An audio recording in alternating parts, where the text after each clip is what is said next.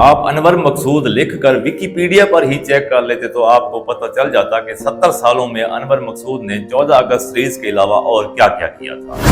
کیا مہاجر ہندوستان چلے گئے، پنجابی جالندھر چلے گئے، پٹھان افغانستان چلے گئے، بلوچی ایران چلے گئے، خالی فوج رہ گئی پاکستان میں۔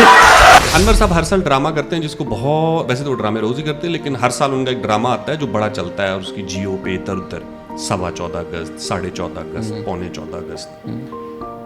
یہ 70 سال میں انور صاحب 14 اگست سے آگے نہیں جا سکے۔ 5 اگست 2023 کو شہزاد غیاث نے اپنی ایک پوڈ کاسٹ دا پاکستان ایکسپیرینس میں ایک عدیل افضل نامی شخص کا انٹرویو کیا، جنہوں نے اپنے حساب سے انور مقصود صاحب کا ایک ہی بیٹھک میں 59 سالہ کیریئر کا تیا پانچا کر دیا۔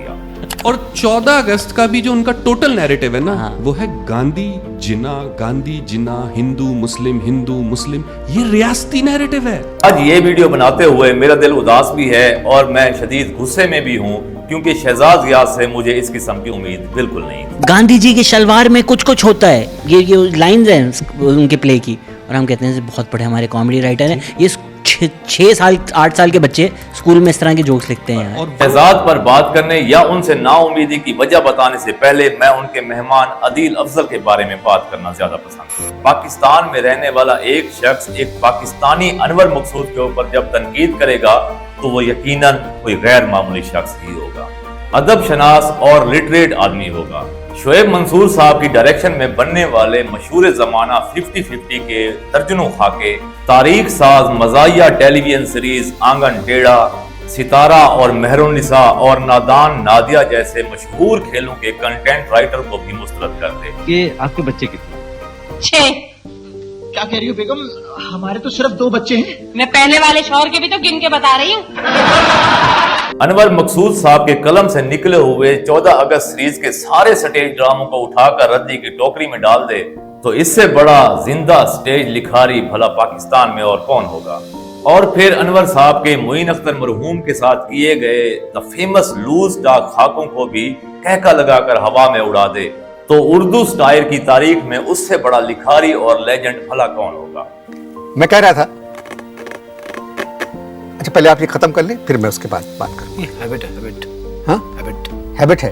لیکن دکھ اس بات کا ہے کہ شہزاد غیاث نے بھی اپنے خاص الخاص مہمان کو مشہور مصنف، مشہور رائٹر اور مشہور مزاح نگار، تھنکر اور پتہ نہیں کیا کیا کہہ کر پکارا، جیسے ان کی جو سند ہے اس کے برابر پورے پاکستان میں اور کوئی نہیں ہے۔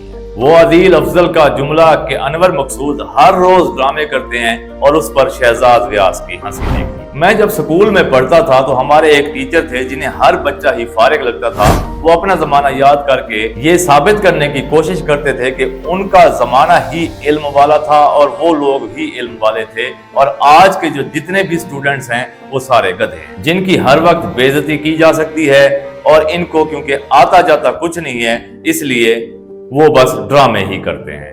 عدیل افضل کا بھی انور مقصود صاحب کے بارے میں یہ کہنا کہ وہ ہر روز ڈرامے کرتے ہیں اسی مائنڈ سیٹ کی عکاسی ہے۔ عدیل صاحب، اگر آپ کو کسی دانشور کی پہچان نہیں ہے یا آپ کرنا نہیں چاہتے تو کم از کم ایسے فکرے منہ سے نکالنے سے پہلے ان کی عمر اور بزرگی کا لحاظ ہی کر لیتے۔ انور صاحب ہر سال ڈرامہ کرتے ہیں جس کو بہت، ویسے تو ڈرامے روز ہی کرتے ہیں لیکن ہر سال ان کا ایک ڈرامہ آتا ہے جو بڑا چلتا ہے اور یہ ہے شہزاد غیاث جیسے لوگوں کی حقیقت۔ خیر، اس کے جواب میں انٹرنیٹ پر ایک بڑا دلچسپ واقعہ ملا۔ انور مقصود صاحب لکھتے ہیں کہ جب نیلام گھر شروع ہوا تو طارق عزیز صاحب نے مجھے بلایا اور سوال کیا کہ آپ کے خاندان کے لوگوں کے بال سفید کیوں ہیں، تو میں نے جواب دیا کہ جب ہم پاکستان آئے تو اس وقت ہمارے سامنے 2 راستے تھے، ایک وہ جس پر چل کر خون سفید ہوتا ہے اور دوسرا وہ جس پر بال، تو ہم نے بال سفید ہونے والے راستے کو ترجیح دی۔